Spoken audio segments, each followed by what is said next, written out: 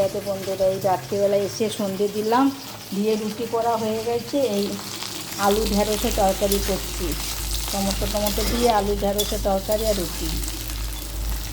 আর আজকে আর কিছু হবে না, রুটি খাবে তো শুধু, ওদের আর কিছু খেতে চায় না রুটির সাথে। তো লঙ্কা গুঁড়ো হলুদ গুঁড়ো দিয়ে করবো, আর কিছু দেবো না। নুনটা দিয়ে ভাজা ভাজা করেছি।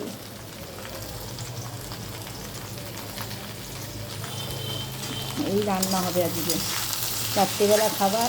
আলু পেঁয়াজ ঢ্যাঁড়স দিয়ে শুধু নুন হলুদ লঙ্কা গুঁড়ো দিয়ে একটু করছি। রুটি খেতে ভালোই লাগে। টমেটো দিয়ে দিয়েছি, টমেটোটা সেদ্ধ হয়ে গেছে। দেখুন টমেটোটা একদম সেদ্ধ হয়ে গেছে। আলু আর টমেটো একসঙ্গে দিয়েছি তো ভাজা হয়ে গেছে একদম। ব্যাস খালি অল্প জল দেবো। আলু সেদ্ধ হয়ে গেছে, ঢ্যাঁড়সটা ভেজেছি তখনই সেদ্ধ হয়ে গেছে। রঙটা কি সুন্দর এসেছে। ভাবছি একটু চা করে খাবো, দোকানে চাটা খেয়েছি তো পোষায়নি, যে একটু ভাবছি একটু লিকার চা, আর খিদেও পেয়েছে একটু হালকা হালকা, যে একটু লিকার চা দুটো বিস্কুট খাবো ভাবছি। দেখি জলটা দিয়ে দেবো, শুকনো শুকনো করবো তরকারিটা। এক বাটি জল লাগবে।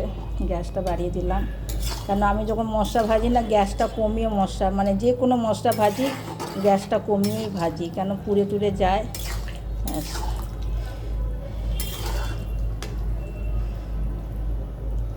রুটিতে খেতে খুব ভালো লাগে, বেশি মশলা দিতেও লাগে না।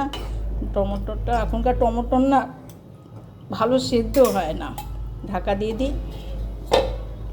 আমাদের আজকে এই রান্না হচ্ছে। আপনাদের রাতে কী রান্না হচ্ছে জানাবেন। সবাই ভালো থাকবেন, সুস্থ থাকবেন। রাতেই রাতে।